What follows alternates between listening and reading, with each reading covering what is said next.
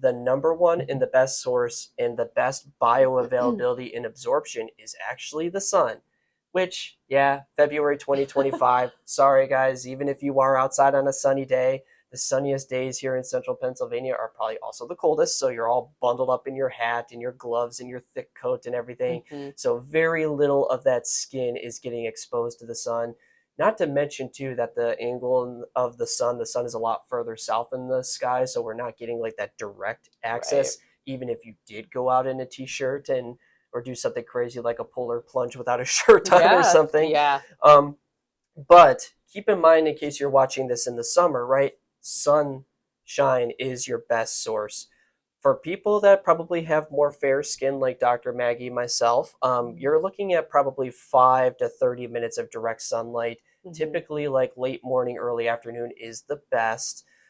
We always have to weigh that with, okay, the gains, the benefits of gaining enough vitamin D with the risk of UV damage, right? So the nice thing is even a lot of these SPF, like 50s and whatnot, like a lot of the good UV that will help the skin stimulate to make vitamin D still gets through and still gets that process, even if you have a pretty thick sunscreen on. So that's the good news. And that's also my way of saying, don't justify going out without sunscreen to be like, I need to make vitamin D, so I need to go sunburn myself. That's the wrong mentality. A little too risky, like risk reward, a little too much risk for skin cancer long term versus the gains of the vitamin D there. And so, but in reality, if somebody is, black or brown, right, you have more melanin in your skin, so you might need to like bump that number to more like 30 to 60 minutes, right?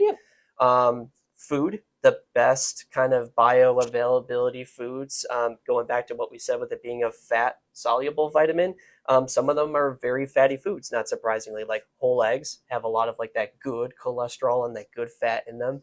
Fatty fish is great. So, if you've been trying to justify to your spouse at home why we should eat more fish, this is one of the reasons why. Seafoods again, and then mushrooms. I know not everybody's a big fan of mushrooms. We are, but it's a very good source of vitamin D that does at least halfway decently get absorbed by the body.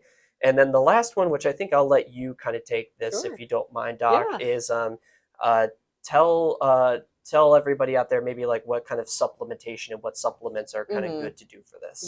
So I like how you mentioned the drops, because I even like those for adults because you can titrate it. Obviously, look at the expiration date and all that